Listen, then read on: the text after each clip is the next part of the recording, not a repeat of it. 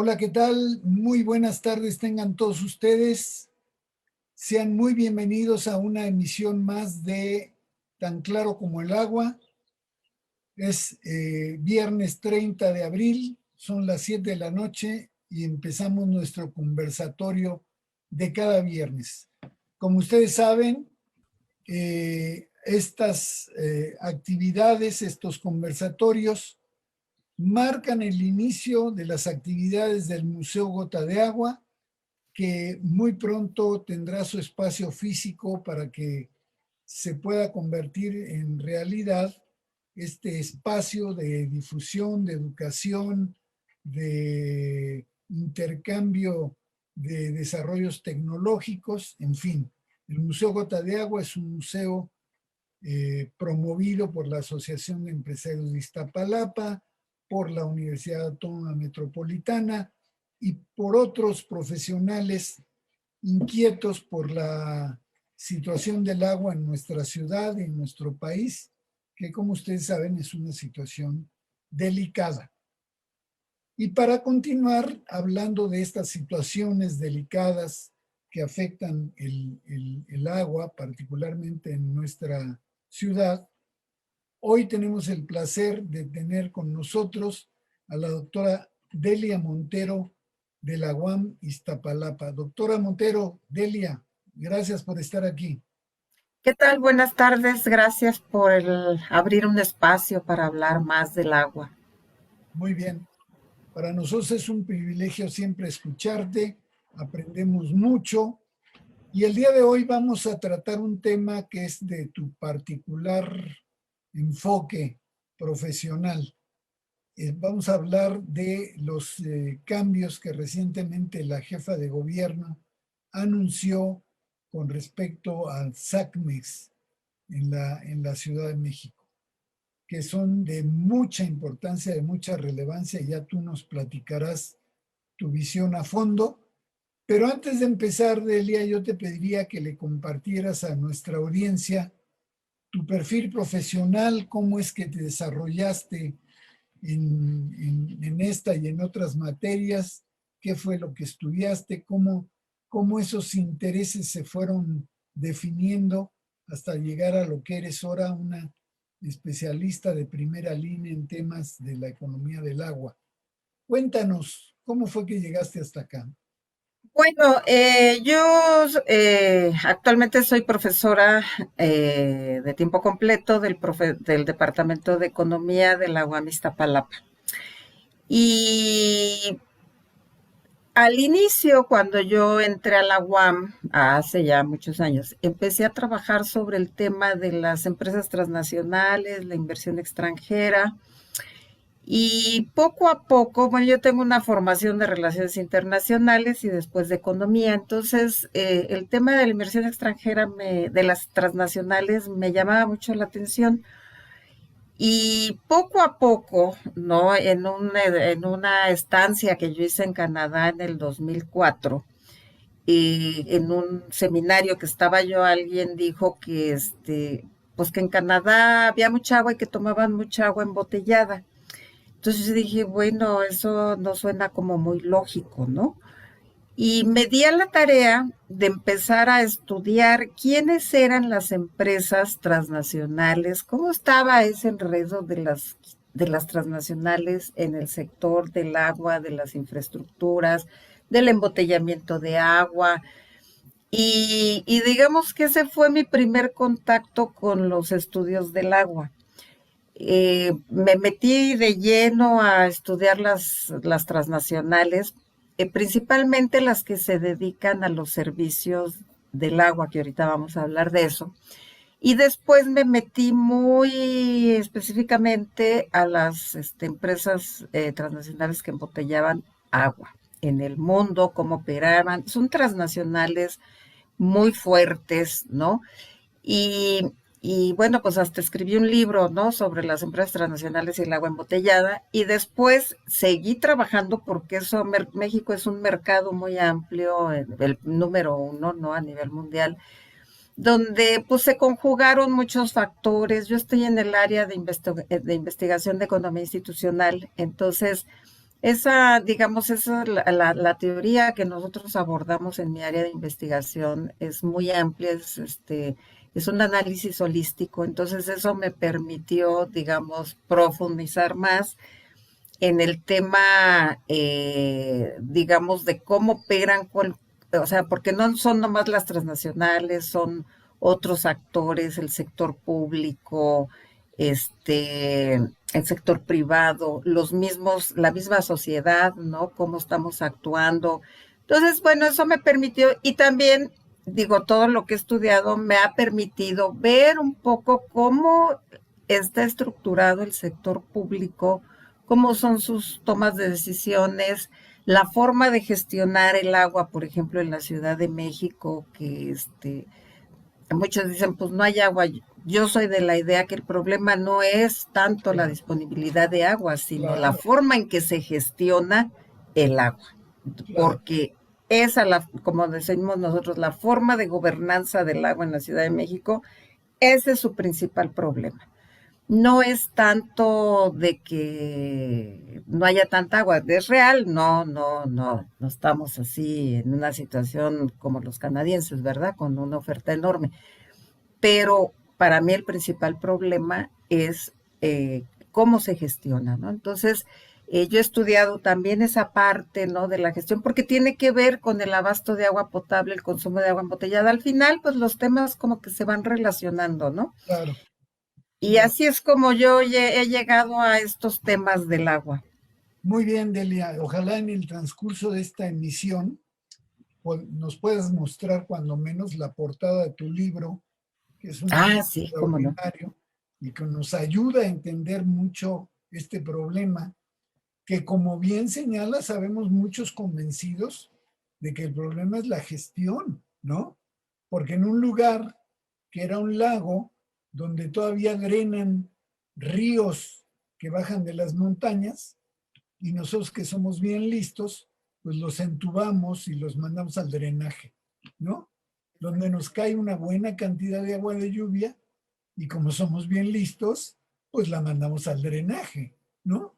Entonces, pues así no hay manera de que haya agua para nadie, ¿no? Pero Exactamente. bueno, entremos al tema. Hace unas semanas, la jefa de gobierno anunció muy profusamente que iba a hacer cambios en SACMES, en el sistema de aguas de la Ciudad de México, cambios que se referían a la empresa dedicada a cobrar el uso del agua en la Ciudad de México. Y anunció que estos cambios iban a representar millones de pesos de ahorros para el gobierno de la Ciudad de México. Y eso nos ha inquietado mucho a los ciudadanos y por eso, aprovechando tu presencia aquí, queremos preguntarte que nos expliques bien de qué se trata ese asunto y si realmente debemos ser tan optimistas como el gobierno de la Ciudad de México está planteando. Pues mira, es, es una decisión muy riesgosa, ¿no? Digamos que es cierto, se va a ahorrar mucho dinero, pero yo siempre digo, para juzgar el presente hay que conocer nuestra historia y cómo pasaron las cosas, ¿no? Entonces, yo quisiera hacer un poquito de historia para lograr que nuestro público entienda un poco cómo se han ido desarrollando las cosas. En el 2004, el jefe de gobierno de la Ciudad de México era Andrés Manuel López Obrador y en el 2004 concesionó el servicio de factoraje, cobro, medición, etcétera, a varias empresas transnacionales, ¿no? Fue por un periodo de unos 5 o 7 años, ¿no? Se hicieron ciertos compromisos y para el 2009, con EBRAD y los gobiernos que siguieron, fueron prorrogadas estas concesiones, ¿no?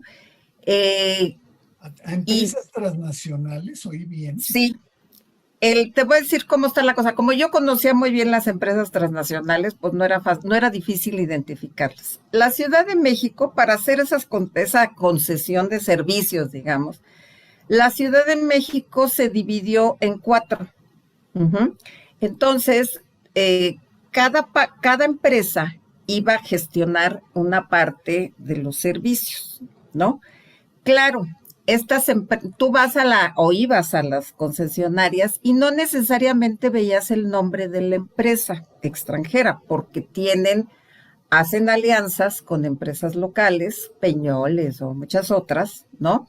Y lo que aparece es el nombre de la empresa local. En realidad, las que tienen el contrato en relación con las mexicanas, pues son empresas transnacionales, ¿no? Entonces, estaba Suez, que es la número uno a nivel mundial, en cuestiones de tecnología, nanotecnología, distribución de agua, saneamiento, factoraje, o sea, es la número uno en Francia. Ujú. Y la número dos es Vivendi.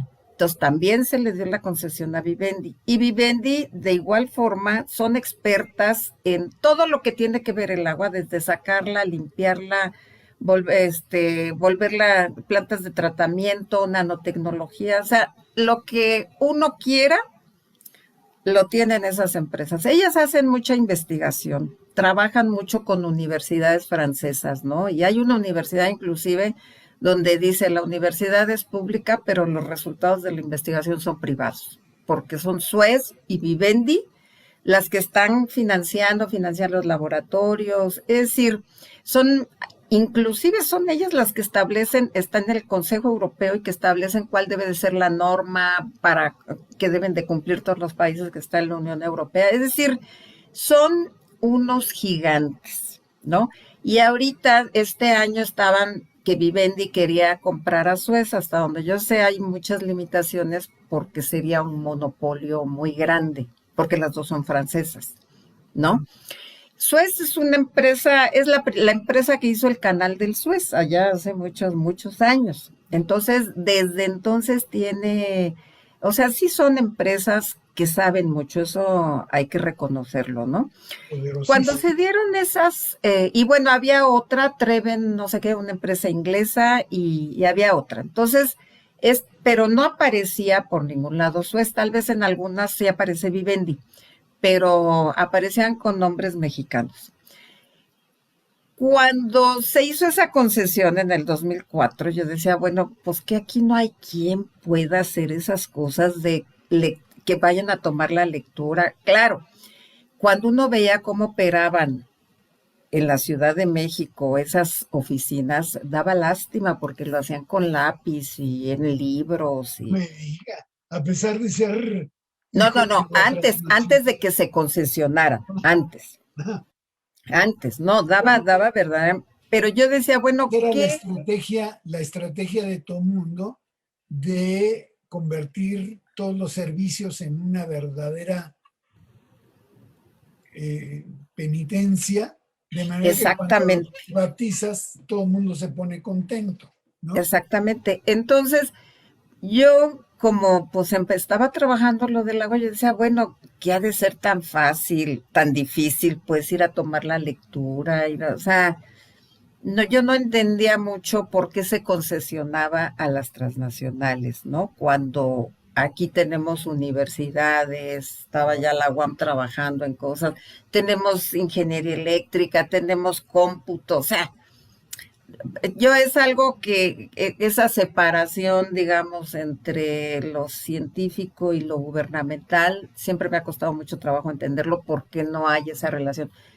Parte del éxito de esas transnacionales es justamente esa relación que tienen entre universidad y empresa, Y ¿no? parte del éxito de los países exitosos, valga la redundancia. Sí, también, ¿no? En Inglaterra hay una comunión entre empresa, academia y gobierno. Y ahí se decide todo. Y en Singapur y en el país exitoso que tú me digas, no solamente apoya a la ciencia, sino se apoya en la ciencia. exactamente. lección que todavía no aprendemos en México. No, y digo, teníamos todos los elementos, ¿no? Entonces, digamos que se hicieron una serie de compromisos, ¿no? Para que realizaran conexiones de agua potable y drenaje, la instalación de medidores, la rehabilitación de medidores, la sustitución, si era el caso, si era el caso, ¿no? Inspecciones, restricciones, el cobro, factoraje, pasaron a sistemas de micromedición, ¿no? Esa fue una de las últimos objetivos que te ponen un lector de barras, entonces es un botoncito negro que está fuera de tu casa, entonces ya no es necesario que pasen a la lectura ni nada de eso, ¿no? Entonces, realmente estas empresas, en todo este tiempo que estuvo el servicio concesionado, pues cumplieron su parte, ¿sí? Y uno entiende que parte de la eficiencia, pues es porque es una empresa privada. Una empresa privada trae a sus trabajadores, órale, rápido, ¿no? Y no hay pérdidas, y no hay fugas de dinero, y no hay de que le voy a concesionar, a condonar el servicio porque me cae bien, o sea, nada, la empresa hace su trabajo, ¿no? O sea, es un negocio, pues, ¿no? No puede tener trabajadores que empiecen a las 10 que porque son de base, pues no, No te ¿no? empieces O a sea, meter con el Situam. exactamente, no tienes que tener un sindicato, es decir, tienen otras reglas, ¿no? Yo no sé si tú o algunos del auditorio han ido algún día a hacer un trámite a cualquiera de de estos locales, ¿no? Que manejan esas cosas. Realmente es muy eficiente, ¿no? Tienen todo computarizado, lo atienden a uno muy rápido, nunca hay fila. O sea, es eficiente el servicio, pero además el servicio estaba dividido en 4 empresas. ¿No? O sea, no era una sola que se ocupaba todo el Distrito Federal. Ujú. Entonces, bueno, eh, ahora se anuncia que se quitan esas concesiones. Ujú. Y yo digo, bueno, pues está bien porque nos vamos a ahorrar mucho, ¿no? Y se dividen esas concesiones, es decir, el trabajo que tenían que hacer las 4 empresas, ahora se divide en 2 secciones, todo el Distrito Federal, ¿no? SACMEX y la Tesorería de la Ciudad de México, ¿no? Todo lo que hacen las 4 empresas ahora lo va a hacer SACMEX y la Ciudad de México. SACMEX va a hacer funciones de conexiones de tubería de agua potable y drenaje, la instalación, rehabilitación o cambio de medidores, ¿no? Las lecturas, las restricciones, las suspensiones de agua en caso de que no se pague, la toma de lecturas, el mantenimiento del padrón, ¿no? Que una de las cosas de las concesionarias era que aumentaran el patrón, el registro del patrón, pero también que aumentaran el factoraje y el cobro, que lo lograron bastante, lo hicieron bastante bien. Entonces, todo eso lo va a seguir, ahora lo va a hacer SACMEX, ¿no?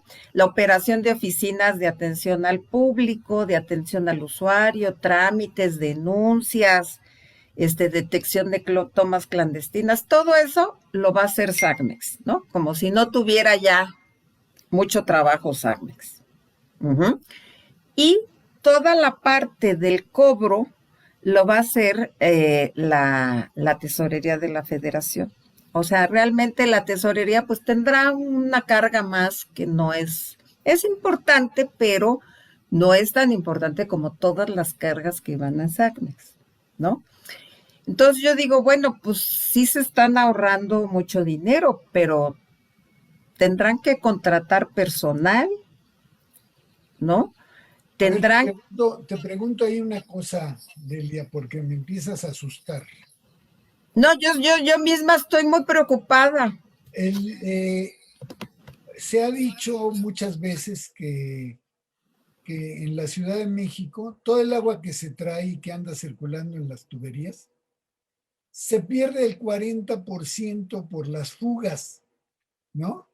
Entonces ni SACMEX ni nadie ha sido capaz de reparar las fugas de agua que nos cuestan el 40% del agua que se trae a la Ciudad de México. Es criminal pensar que toda la lana que le inviertes para traerte agua del Lerma, del Cutzamala, y después aquí vienes a que se fugue el 40%. Se ha dicho una y otra vez, y SACMEX ha sido incapaz de resolverlo. Y ahora le vas A cargar más la mano, ¿no? No, pues sí. Entonces, aquí, digamos, un problema de SACMEX, ¿no? SACMEX debe de trabajar muy coordinadamente con todas las alcaldías, cosa que no sucede. ¿Sí? Es decir, los flujos de información entre SACMEX y las alcaldías no son rápidos, ¿no? Es decir, no son en tiempo real siquiera la toma de decisiones, que ya hay una fuga, que hay esto. En México, en general, en el sector público, es muy común que dar la información cuesta trabajo, ¿no? O sea, la información la consideran como un poder, cuando no debería de ser, y menos en el agua y menos en las fugas, ¿no? O la calidad del agua. La calidad del agua lo cuidan como si fuera el secreto más grande, ¿no? Cuando no debería de ser así. Y basta con abrir la llave en cualquier parte de Iztapalapa para que te salga un agua de tamarindo, ¿no? Exactamente, pero hay zonas de la ciudad donde la calidad del agua no es mala, pero no, la gente no lo sabe, ¿no? Porque no en toda la ciudad está, no es la misma calidad, pero la gente no lo sabe. Entonces, poniente de la ciudad.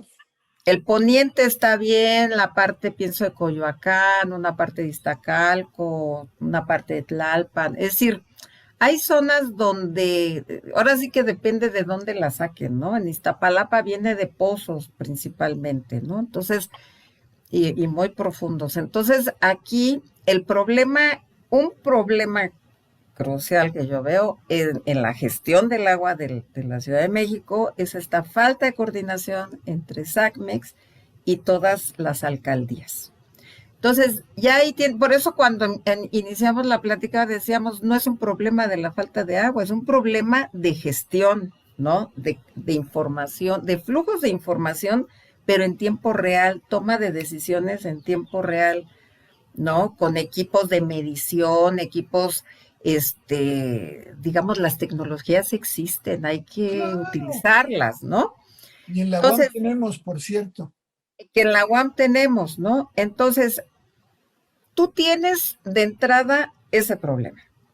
Y entonces te vas te echas encima nuevas tareas, pero además, digamos, la diferencia como opera el sector público y el sector privado es enorme, ¿sí? El sector privado trata de reducir sus costos y ser más eficiente, utiliza tecnologías, reemplaza personal, o sea, tiene sus reglas de operación, ¿no? Quiere sacar ganancias, utilidades, ¿no? Ese es su negocio, ¿sí? Mientras que el sector público, su negocio es ofrecer servicios públicos y pues se supone que de calidad, ¿no? Y a toda la población. Y digamos que así como la empresa tiene sus ganancias, que ese es su objetivo, el sector público, su objetivo es generar externalidades positivas, que es que generar un buen servicio, aún si el costo es alto. ¿Sí? Entonces, estamos en tiempos de austeridad republicana, como lo dice el presidente, ¿no? Sheinbaum está muy contenta porque se va a ahorrar mucho dinero de todo lo que les paga, pues bueno, pues ellos están haciendo su trabajo, pero trasladar todo eso a un organismo que está ya muy cargado de actividades y que no logra resolver lo que tiene, a mí me parece un gran reto. Por eso yo siempre digo, pues ahorita las instituciones en la Ciudad de México están a prueba, ¿no? Eso es una parte. Ahora, viene otra parte que a mí me parece, digamos, también muy, muy importante. O sea, los que hemos estudiado la gestión del agua, la historia de la gestión del agua, o sea, digamos que hasta la década de los 60, pues sí se ponían ingenieros muy preparados y cosas de esas, ¿no? Pero ya después de un tiempo, ya, digamos, esta meritocracia ya no existe. ¿Sí me explico? Es decir, la gente que tiene méritos no es necesariamente la que ocupa los cargos, ¿no? O sea, Ahora es- son los cuates. son los cuates, ¿no? La política de los cuates, ¿sí? Entonces, y lo hemos visto, o sea, esto no es nuevo en la historia y no va a cambiar tampoco, nomás porque se hizo un decreto, ¿no? Justamente, digamos, en México, una regla informal son estos cargos que se dan, ¿no? Precisamente amigos. Esta cuestión de la carrera del servicio público es una vacilada, porque está de título, ¿no? Y en el reglamento orgánico existe, pero en la realidad eso no se da, ¿no? Entonces, y digo, y nosotros que hemos trabajado pues las estructuras orgánicas, ¿quién va ocupando los puestos? ¿No? Justamente, por ejemplo, ayer con Oscar Monroy platicábamos en una junta que bueno, para cosas del agua siempre llaman a los de la UNAM, ¿no? Como si la UAM no existiera, porque están esas relaciones, esa parte, digamos, de las reglas de que son relaciones que no son anónimas, ¿no? O sea, digamos, no se abre un cargo y te puedes inscribir tú, cualquiera de nosotros, bueno, pues nunca vamos a ganar nada, ¿no? Porque, digamos, el amiguismo es una práctica bien arraigada. Entonces, yo digo, a ver, en el sector público, ellos, en el privado, si el gerente no la hace, lo corren, ¿no? Si el gerente hizo bien su trabajo, es el gerente del mes, hay incentivos, desincentivos, y claro, la empresa busca ese tipo de cosas porque quiere reducir sus costos, ¿no? Y quiere aumentar sus ganancias. Y trata de hacer lo mejor que puede su trabajo. No dudo que sea impecable, ¿verdad? Porque no lograron todo lo que se comprometieron, pero hicieron una buena parte. Entonces, tú pasas todo eso al sector público y le das el cargo de gerente, qué sé yo, de cobro o de gerente de X a un amigo y primero, no tiene experiencia,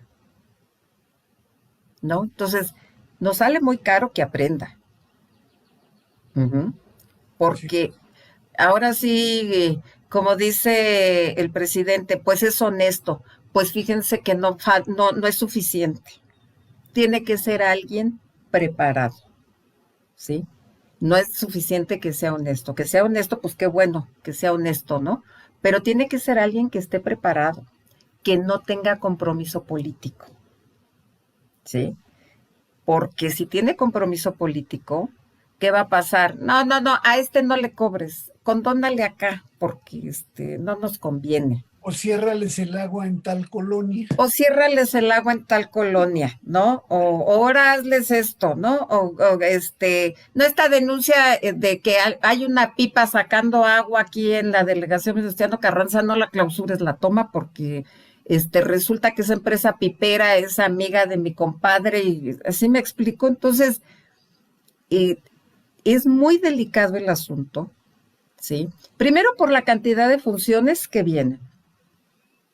Y segundo, porque ¿quiénes son los que van a estar al frente de la toma de decisiones de esas nuevas responsabilidades? Entonces, tiene que ser alguien, digamos, pues ahora sí que esté vacunado contra la corrupción, alguien preparado, que no tenga compromisos políticos, ¿no? Que no ande buscando un hueso porque de ahí se va a colgar con Sheinbaum para la candidatura a la presidencia o quiere ir a Conagua. Digo, no estoy exagerando porque de eso está lleno este país. Claro, Ujú. pero déjame preguntarte una cosa, no es que estemos impulsando la idea de que el gobierno privatice sus servicios, más bien estamos impulsando la idea, explícame si me equivoco, la idea de que el servicio tiene que ser una cosa, una actividad profesional, ¿no? Eficiente. O sea, el servicio del gobierno no tiene por qué estar peleado con la eficiencia, con la efectividad, con la honradez, con el compromiso. En la iniciativa privada también encontramos corrupción, defectos en el tratamiento, desvíos, etcétera. Pero ciertamente me parece que sería urgentísimo que en ciertos nombramientos pesara más la calidad técnica de quien va a ocupar eso, más que la calidad política, ¿no? Pero es como pedirle peras al olmo. Digo, no estoy exagerando, Si estamos pidiendo peras al ni olmo. soy pesimista, pero aquí la regla, es decir, digamos que a lo mejor hay un manual ya de funciones y que diga que tiene que ser así, así, así el que se va a ocupar de esta parte, ¿no? En México la reglamentación es muy clara, ¿sí? En las reglas formales, digamos. Pero las prácticas, los hábitos, las costumbres que se han impuesto en este país no son así, es decir, no funcionan de forma paralela necesariamente, ¿no? Entonces, aquí, digamos, más bien lo que opera son estas reglas informales, ¿no? Estas reglas de que si tú preséntate al concurso, los reprobamos a los demás y te damos el gane, ¿no? Entonces, mira, yo leía que el director del SNI, pues ni siquiera está en el SNI. ¿Qué te parece? A ver, ¿Qué te parece eso? Ni el siquiera, director del ni SNI siquiera no es está en el doctor. SNI porque no tiene suficientes publicaciones, porque no tiene... A ver, ¿me puedes dar la razón o no? Te doy absolutamente la razón. Yo soy convencido de que este gobierno es el gobierno del cambio, pero ciertamente se han cometido pifias verdaderamente increíbles. El CONACYT se convirtió en una olla de amiguitos de la directora y el nombramiento del director del SNI es un escándalo, ¿no? Espero que no nos estén oyendo porque nos van a tratar de correr. Pero, Bueno, ya poco nos falta para que nos corran a todos. qué te parece una modista como funcionaria del CONACYT, ¿no? O sea, esto ha sido de escándalo. Y el CONACYT Bueno, se maneja como una agencia autónoma, cree que es la NASA, ¿no? digo, lo puedes ver en Pemex, ¿no? Hay un agrónomo. Ah, El director de Pemex es un agrónomo. bueno, pero volvemos Pero al muy punto. honesto, diría Andrés Claro, Manuel, ¿no? claro. Muy honesto. Volvemos Entonces, al punto central. Aquí el sí, problema no es el agua, sino la gestión. la gestión, ¿no? Entonces, aquí, digamos, el reto más grande que yo veo, ¿no? Es eh, que primero, SACMEX tiene muchas actividades que no está cumpliendo. Al día de hoy hay fugas, no hay flujos de información entre, digo, eso nos los han platicado en la alcaldía de Iztapalapa y en otra alcaldía y se enteran porque pues tienen cuates, ¿no? En SACMEX que les dicen, no, pues la onda está así, pero como que tienen que ir a andar así pepenando la información cuando la información debe de fluir en tiempo real, es agua, el agua se va, o sea, claro. si fueran jitomates que se quedan ahí, papas, dices, bueno, no hay problema, pues se pueden quedar ahí 3 días, ¿no? Pero el agua se va, o sea, hay una fuga y se va, y no hay ni siquiera ese mínimo de flujos de información. Nosotros lo hemos estudiado en esta parte de las estructuras organizacionales, ¿no? Cosas de gobernanza, y sobre todo en el caso del agua, de los flujos de información deben ser horizontales y verticales, para que Claro. tú tomes decisiones rápidamente. Bueno, tú y yo hemos vivido cosas así como, por ejemplo, las manifestaciones de la delegada de Iztapalapa ante SACMEX, y SACMEX diciendo, pero ¿de qué se quejan si les estamos mandando quién sabe cuántos metros cúbicos de agua, ¿no? Y la delegada decía, no es cierto, ¿no? No No, nos llega ni la tercera parte de eso. Entonces, no. hay una ineficiencia en la gestión verdaderamente impresionante, ¿no? Y entonces te echas encima nuevas tareas, entonces dices, ay caray, pues Sí, verdaderamente deben de estar muy organizados. Pero además, conociendo cómo funciona el sector público, ¿sí? claro, Y cómo ha funcionado la empresa privada, dices, bueno, pues yo esperaría que el que está al frente de esas nuevas actividades sea alguien que no tiene compromiso político, alguien que sabe, que es experto, que no tiene compromiso político, ¿no? Y que esté como vacunado en cierta manera con controles de información, rendición de cuentas, transparencia, es decir, que se vaya transparentando la información. Yo pienso que esa podría ser una forma pues eficiente, ¿no? Enseñarle al usuario también, mire, usted puede consultar su recibo, puede consultar esto, puede evaluar a su servidor público, el que le atiende en la oficina. Es decir, generar mecanismos diferentes, ¿no? Que ayuden a una gestión transparente, ¿no? sí, Y que si el funcionario no, y claro, pues saber quién es el funcionario, ¿no? Hoy en un seminario veíamos, nos explicaban una cuestión de redes. Tú vas construyendo las redes, quién conoce a quién, por qué, y de ahí vas detectando compromisos y es muy interesante este análisis de redes, ¿no? Que nos mostraron hoy. Eh, Hacer un poco ese ejercicio también, ¿no? ¿Quién va a ocupar esos cargos? Porque no los puede ocupar ni un amigo de Sheinbaum, ni, digo, puede ser alguien de la UNAM, pero que esté, es decir, alguien que su interés sea la gestión del agua, estoy de, alguien de la UAM que, a ver, venga acá, usted le va a hacer esto, no puede militar en ningún partido, estoy usted es de, funcionario público y empezar a crear la figura de funcionario público. El funcionario público, su compromiso es con la gente, no es con el jefe ni con el partido, pero es un aprendizaje que se tendría que hacer. Si Sheinbaum de veras quiere hacer un cambio importante, tendría que empezar a crear esa noción de funcionario público y que esos servidores nuevos que van a estar en esta nueva gestión, en esta nueva tarea que tiene SACMEX, que no tengan nada que ver, o sea, que estén vacunados, que no pertenezcan a ningún partido, a ninguna militancia, es decir, que sean, y a la primera de cambio, señor, usted no está cumpliendo, se va. claro. Estamos platicando con la doctora Delia Montero de la UAM Iztapalapa y estamos platicando acerca de la gestión del agua en el Distrito Federal.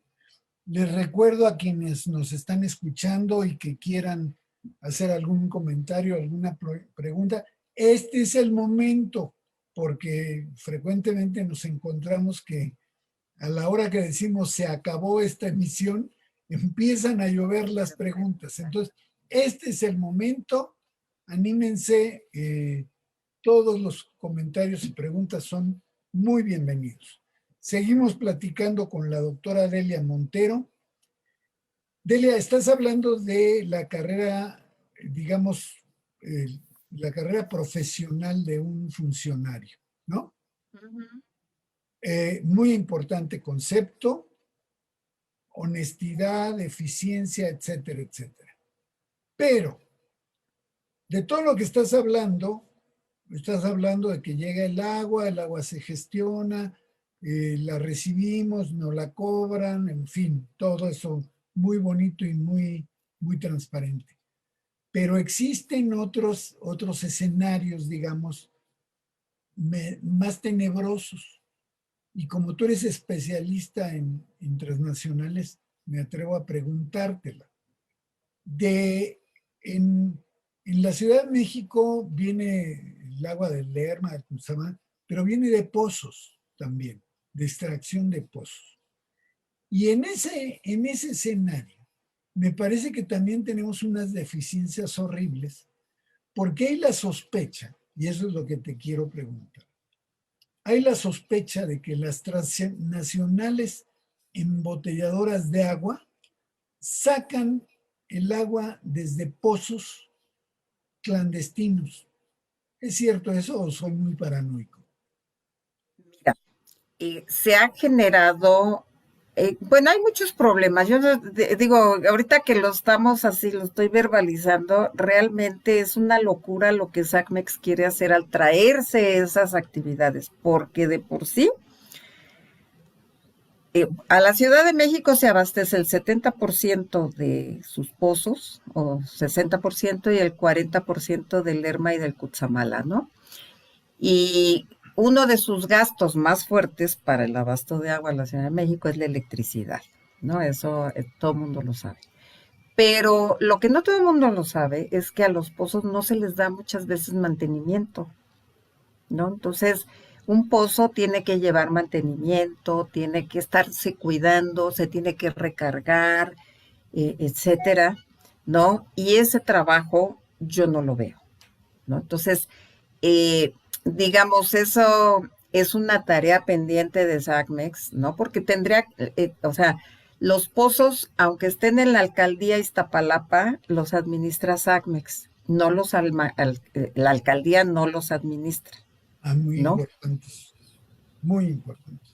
Entonces, digamos, SACMEX es el que a partir de su presupuesto, que no es un presupuesto propio porque lo que pagamos por el agua va a la tesorería de la Ciudad de México y la tesorería es la que le asigna el presupuesto a SACMEX, ¿no? Entonces, como le puede dar más, le puede dar menos y yo no sé por qué, pero SACMEX no le da mantenimiento a los pozos. Entonces, ese es un problema. Otro problema es que hay pozos que son muy profundos, como en Iztapalapa, con riesgos de hundimiento, entonces la misma gente pues prefiere que se le hunda la casa que le cierren el pozo porque si no, no le llega el agua. Entonces, digamos que entre la mala gestión, entre que no hay mantenimiento a los pozos, entre que las fugas, etcétera, tenemos otro problema que es el de la falta de regulación, ¿no? Eh, Hay empresas que les dan permiso de hacer un pozo para sacar agua para sus actividades, ¿no? Pero no les están midiendo, es decir, les dicen, pues le damos la concesión por tanto tiempo del pozo, usted puede sacar tantos metros cúbicos, pero no les cuentan cuántos metros cúbicos. O sea que la empresa puede sacar todos los que quiera, ¿no? Y ese es un problema con las embotelladoras de agua, uh-huh, porque no tienen contadores, ¿sí? Nosotros sabemos, y además, nosotros que nos dedicamos a esas cosas de la embotellada, que preguntamos información en transparencia, antes que llegue al gobierno, en transparencia, que esperemos que no, y nos dicen es información reservada, En transparencia, en transparencia, reservan la información en transparencia. cuando es un dato público, Claro, ajá, porque el agua es de la nación, entonces es un dato público. No claro. nos dan. preguntamos de dónde sacan el agua las purificadoras, no sé qué, porque ese es otro tema muy grande. Información reservada. Ujú. Qué increíble es eso. ¿No? Entonces, hay muchas irregularidades, ¿sí? El número de purificadoras que han pululado en los últimos 10 años es impresionante. Y te voy a decir, ahora sí ya lo puedo afirmar, es un mercado informal, porque yo no creo que estén reguladas. Dan el garrafón a 7, 10 pesos, ¿no? El litro de garrafón.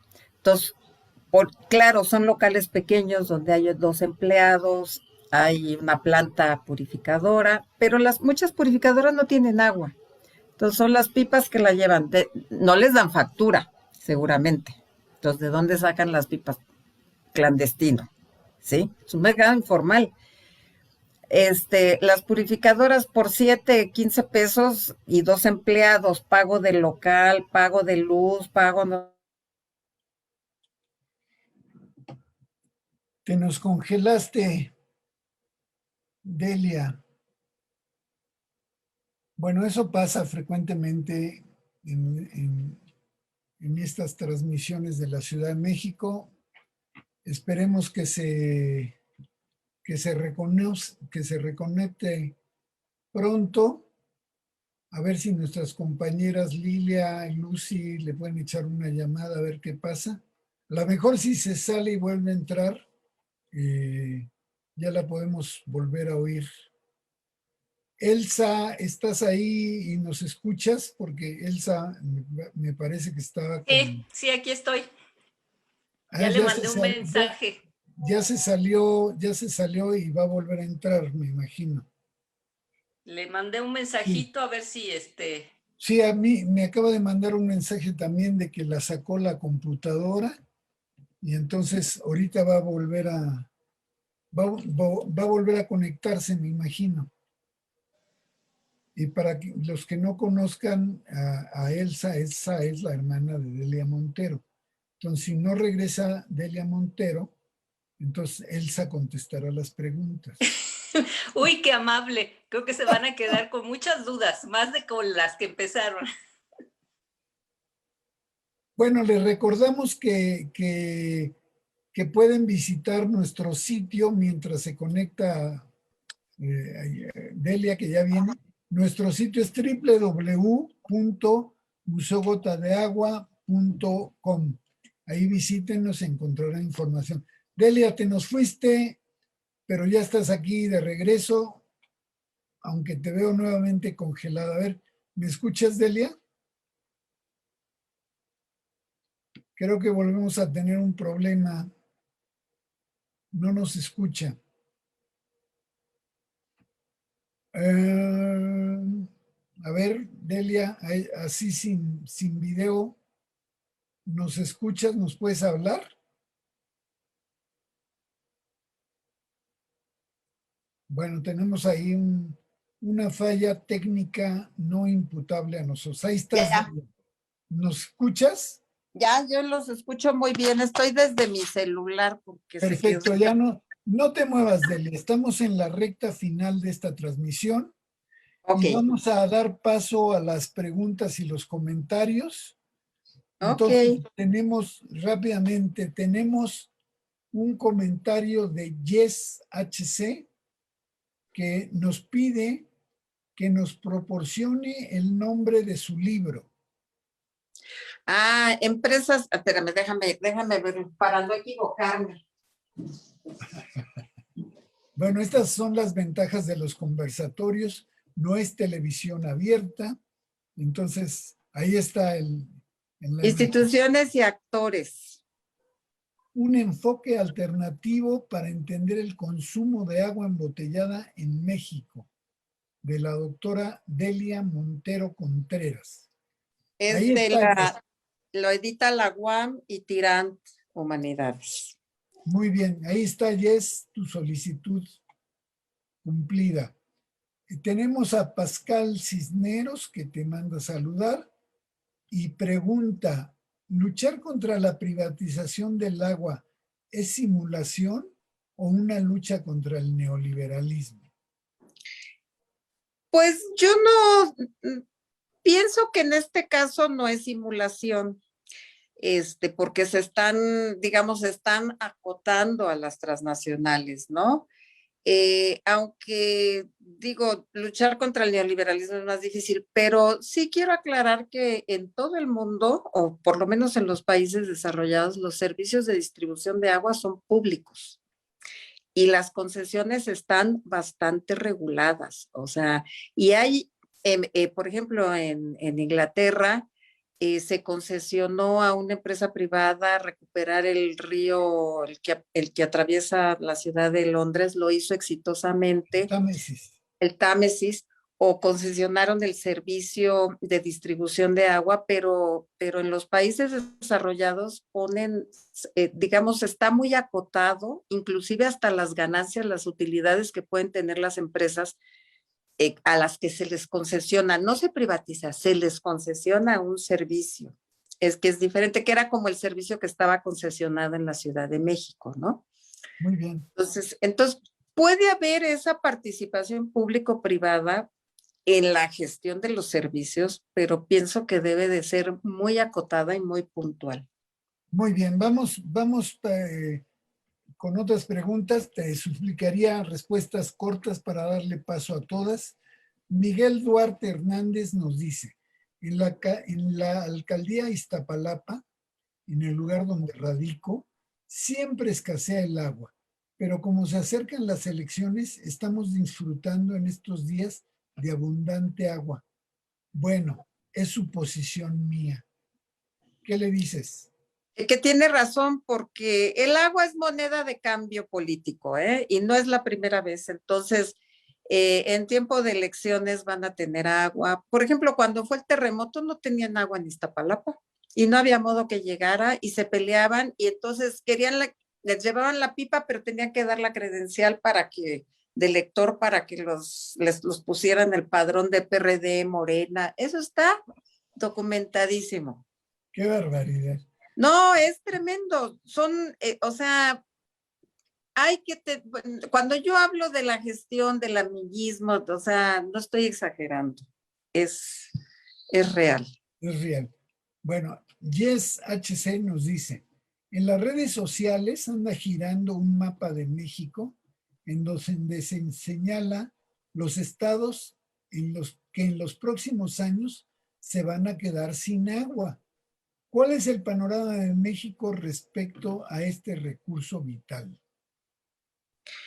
Bueno, yo como siempre les digo a mis alumnos, tenemos todos la responsabilidad de cuidar el agua. Es decir, hay una parte que la responsabilidad es, digamos, el Estado, la gestión pública, la empresa, pero los ciudadanos también somos corresponsables. Entonces, eh, California ha sido un buen ejemplo, ¿no? Que tiene poca agua, es la séptima economía del mundo. Han dado muchos incentivos a las empresas para ahorrar agua, reciclarla, y lo han hecho exitosamente y tienen agua, no toman mucha agua del mar para desalinizarla porque está prohibido. Es decir, las reglas son claras, los incentivos son claros y los desincentivos con multas esas son muy claros. Entonces, ellos han logrado exitosamente, Israel es otro caso muy ejemplar, o sea, es un país que está en el desierto, ¿no?